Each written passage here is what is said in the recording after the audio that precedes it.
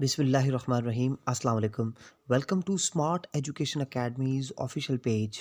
आज की इस वीडियो में we are going to discuss Khilji dynasty which is very significant topic in terms of Indo Pak affairs, क्योंकि यहाँ पे हमने बात करनी है जलालुद्दीन खिलजी की और फिर बहुत ही इम्पॉर्टेंट अलाउद्दीन खिलजी के रिफॉर्म्स की बात करेंगे, जो कि हमेशा से ये टॉपिक आता रहता है।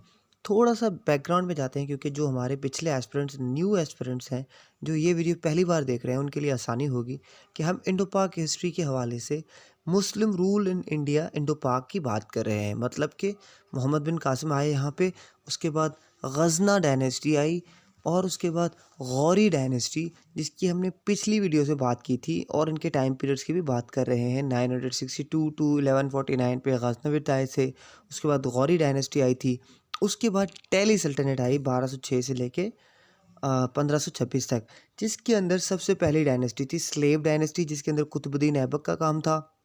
उसके बाद अब हम बात करें खिलजी डायनेस्टी की, तो यहाँ पे हम ये बात करेंगे कि 1290 से लेके 1320 तक खिलजी डायनेस्टी का रूल रहा।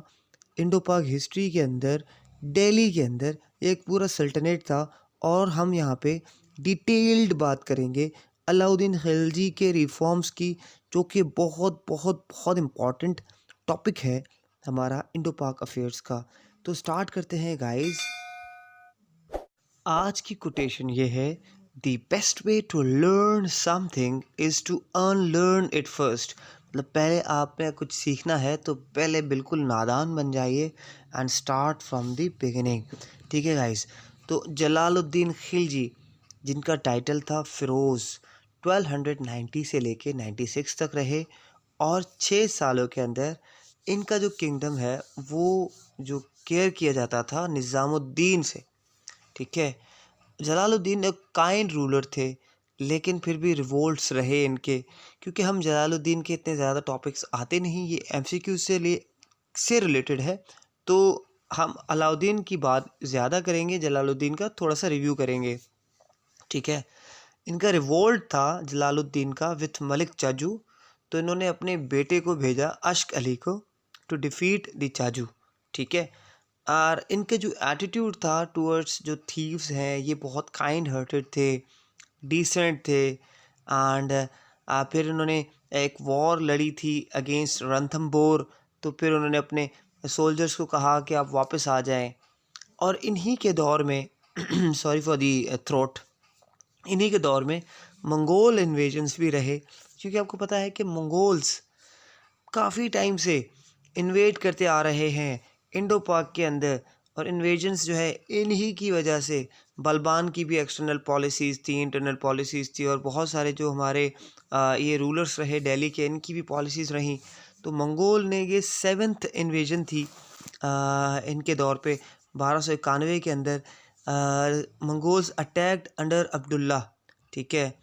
फिर इन्वेजन हुई देवगिरी की, तो अलाउद्दीन जो इनके सन इन लॉ थे, इन्होंने अटैक किया था 1296 में।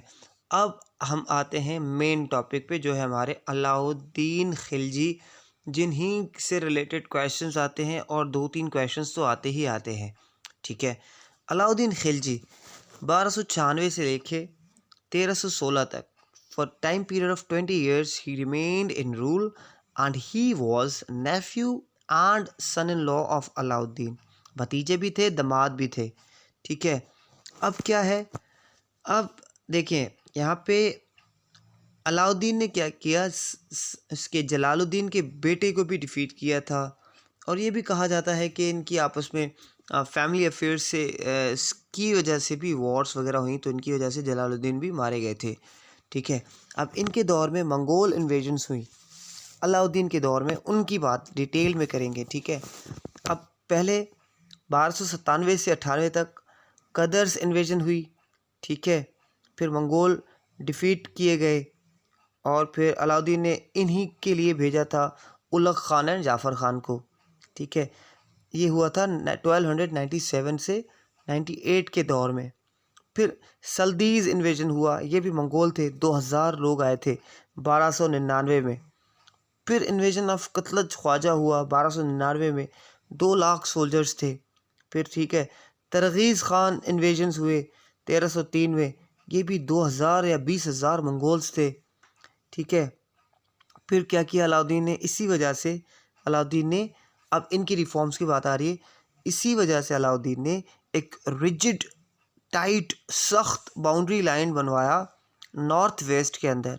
ठीक है, क्योंकि इनको पता था कि अब यार मैं तो परेशान हो गया हूँ कि इतनी इन्वेजन्स हो रही हैं हर वक्त इन्वेजन्स, क्योंकि ये 7th इन्वेजन से लेके 11th तक आके पहुँच गए थे, 4-5 बार इन्वेट कर चुके थे। कुछ कम इन्वेजन थी, कुछ ज़्यादा सोल्जर से 2,20,000 इस तरह से। अब फिर अली बेग और तरगी ने फिर से इन्वेट किया 1305 में, और ये अलाउद्दीन ने फिर गाजी मलिक को अपॉइंट किया था। अब इन्वेजन ऑफ कुबक 1305 में, तो ये सारी जो है मंगोल इन्वेजन्स थी इनके दौर के अंदर, जो कि इनके लिए एक बहुत ही बड़ा ऑब्स्टिकल, हर्डल, चैलेंज या डिफ़िकल्टी कह सकते हो।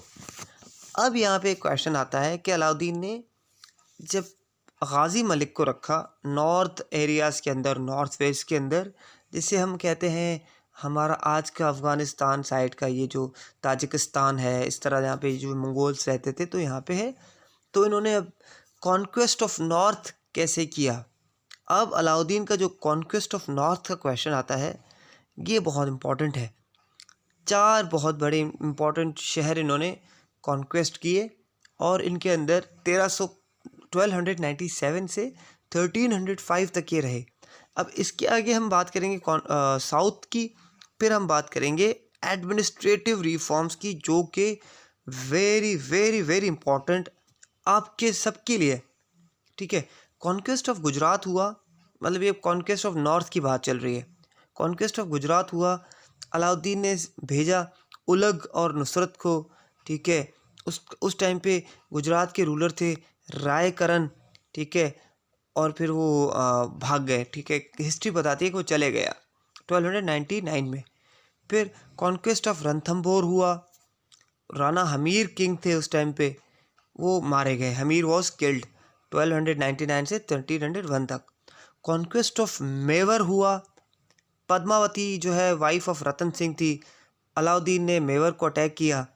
ठीक है, और उसके बाद चित्तरगढ़ वॉज डिफीटेड, उसका जो बाद में नेम हुआ था वो तब्दील किया गया था और उसको कहा जाता था खजराबाद। ठीक है गाइस, कॉन्क्वेस्ट ऑफ मलवा हुआ, उस टाइम पे महलक वॉज किंग दैट टाइम 1305 में।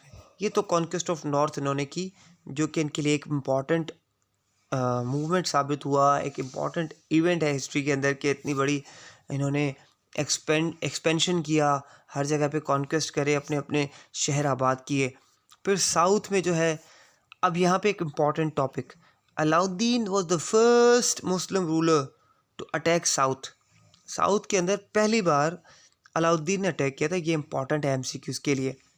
1306 से 1307, मतलब 1299 से इनकी टाइमलाइन 1305 तक ख़त्म हुई।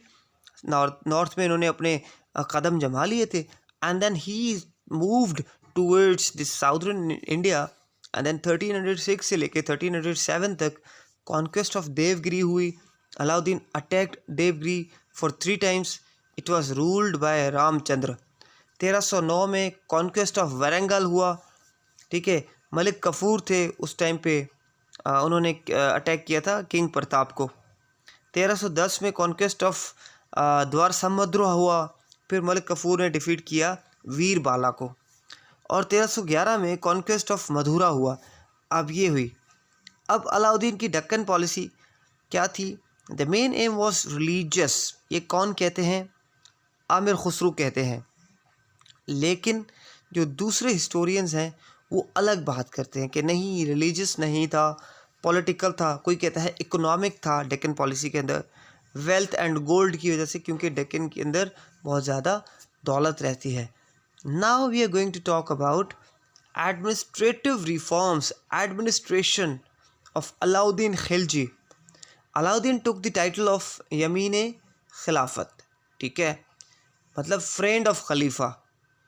अब इसके क्वाइंस थे अपने एडमिनिस्ट्रेशन के अंदर, जिनको कहते हैं सिकंदर सैनी वॉज इंस्क्रिप्टेड। सिकंदर सानी क्या है? सिकंदर सानी, जिस तरह हम कहते हैं आदम सानी हम कौन से पैगंबर को कहते हैं? नूह अलैहिस्सलाम को। तो ये अपने आप को कहते थे कि ही इज़ सिकंदर सानी, मतलब सेकंड अलेक्जेंडर, ठीक है, ये अपने आप को कहते थे। परमानेंट आर्मी सिस्टम था इनका और कैश सैलरी सिस्टम था। ये टैक्स कलेक्ट करते थे 50% जो प्रोडक्ट्स हैं, जो भी प्रोड्यूस है 50% उसका टैक्स कलेक्ट करते थे। और कैश सैलरी सिस्टम था, मतलब जिसको छछरा कहते हैं।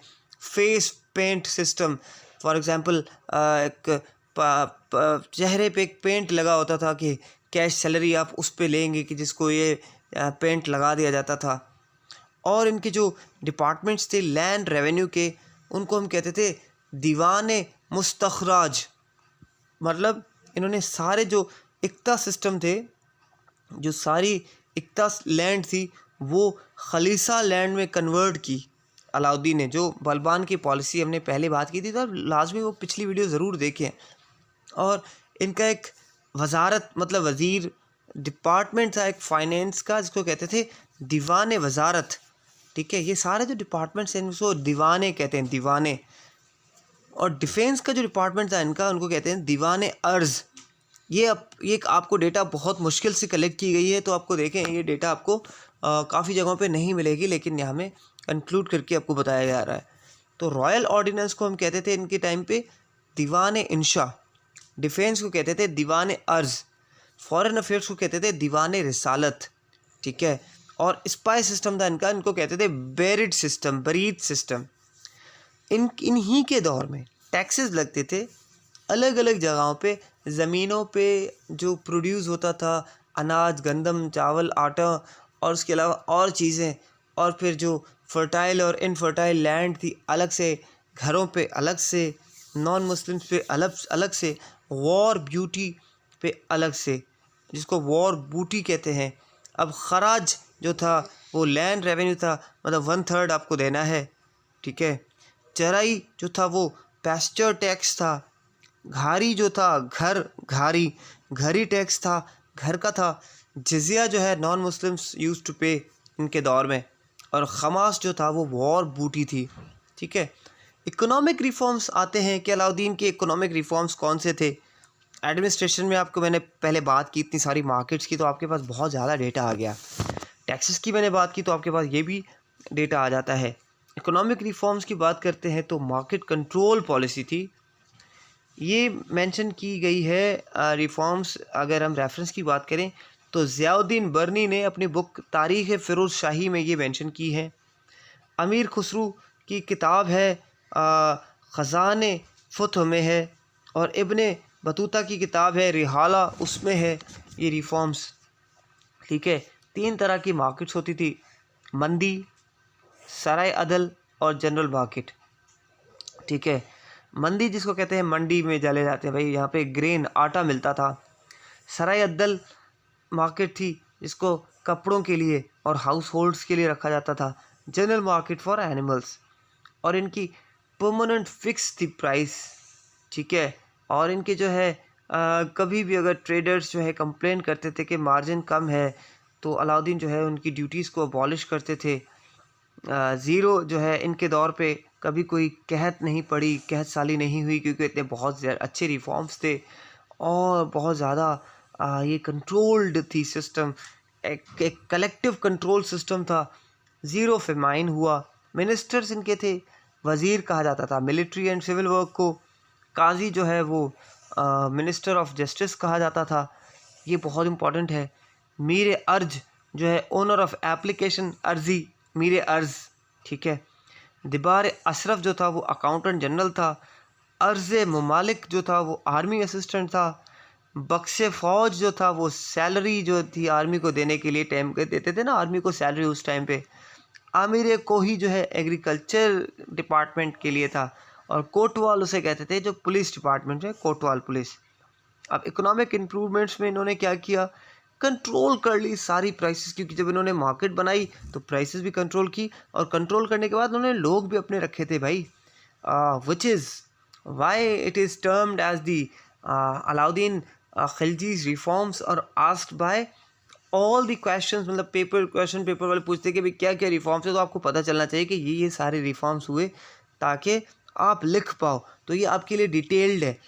और अगर आपको इनके सारे नोट्स चाहिए एट वेरी रीज़नेबल प्राइस, तो यहाँ पे जीमेल आईडी दी गई है, which will cost you around 400 to 500, तो आपको मिल जाएंगे और आप ईमेल करके ले सकते हैं, ईमेल में बता सकते हैं। तो इंडो पाक हिस्ट्री के हवाले से from Mohammad bin Qasim with all the references, क्योंकि जो हम इस पे बात कर रहे हैं वो तो हो सकता है कम रेफरेंसेस हो। अगर हम नोट्स की बात करें तो हमारे पास इनके डिटेल्ड बुक्स के साथ साथ जो नोट्स हैं, सारी चीज़ें हैं, कोटेशंस हैं, ऑथर्स हैं, एक कॉम्प्रिहेंसिव डिटेल्ड टाइमलाइन के साथ बनी हुई है from 712 till 1857 war of independence जो है तब तक। फिर उसके बाद पाक अफेयर्स के आते हैं, वो भी अलग से 500 के हैं, तो ये मिला के 1000 का कोर्स बन जाता है। जो आप अगर इंटरेस्टेड हैं तो यहाँ पे जीमेल आईडी प्रोवाइड की जाती है, इसमें आप बता सकते हैं, तो आपको ये सारी चीज़ें मिल जाएंगी इंशाल्लाह। और that would be via postal, तो आपको सेंड की जाएंगी, जिसकी कॉस्ट चार्जेस जो हैं वो नहीं ली जाएंगी आपसे, इन्हीं में इंक्लूडेड है, मतलब आपके लिए आसानी हो जाएगी। ठीक है, 7.4 जितल मतलब पर मन वीट था, 7.4 जितल पर मन, और उसके बाद बारले जो है 4 जितल पर मन जो है। उसके बाद माश दाल माश ग्राम 5, सॉल्ट जो है 3 जितल, और इनके इंटेलिजेंट ऑफिसर्स डेली रिपोर्ट देते थे, कंट्रोल था इनका सप्लाई पे, कोई भी एक्स्ट्रा चीज़ स्टोर नहीं करती। जिस तरह आजकल हम कहते हैं ना कि भाई गंदम को या रोटी को या चावल को स्टोर करके अगली साल में बारदाना पता नहीं कुछ कहते हैं इसको, कोई सिस्टम होता है, लेकिन इनका ये कोई भी नहीं था, इनके कंट्रोल थे। हाँ, यहाँ पे एक और चीज़ बहुत ही इंपॉर्टेंट, 2 ऑफिसर्स रखे गए थे जिनको शानाए मंदी कहा जाता था, जो ग्रेन मार्केट पे थे, और दीवाने रियासत था वो क्लोथ एंड जनरल मार्केट के अंदर था, सराय अद्दल के अंदर था। शानाए मंदी के अंदर था, और दीवाने रियासत जो है वो सराय अद्दल के था। और उनके बाद अलाउद्दीन खिलजी के बाद जो है वो फिर सिस्टम सारा बिगड़ गया, इतना ख़ास नहीं चल पाया। अलाउद्दीन खिलजी के बाद आए थे, जब इनकी डेथ हो जाती है तो आते हैं मुबारक शाह। 1316 से लेके 1320 तक इनका हिस्ट्री में इतना ज़्यादा इम्पोर्टेंट काम पूछा नहीं गया। पूछा जाता है अलाउद्दीन के बारे में, जिनके दौर में फेमाइन नहीं था, अच्छे अच्छे रिफॉर्म्स हुए, काफ़ी सारी चीज़ें बेटर हुई। It was considered to be one of the best times of IndoPak history in Muslim rule in India, and he himself was active in terms of foreign invasions, Mongol invasions. He was brave and hardworking. इनकी policies थी, reforms थी, he was intelligent. After his death, Mubarak Shah was the ruler, and then Khusru Khan was the ruler in 1320.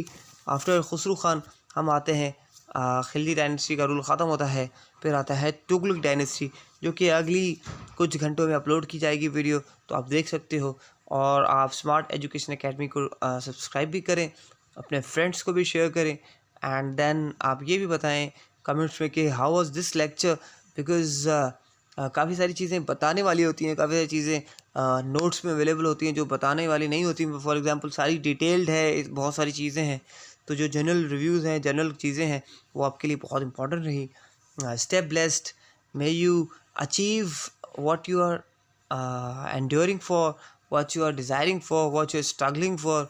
आपकी मेहनत आपको मिलेगी इंशाल्लाह, and you will get fruitful results.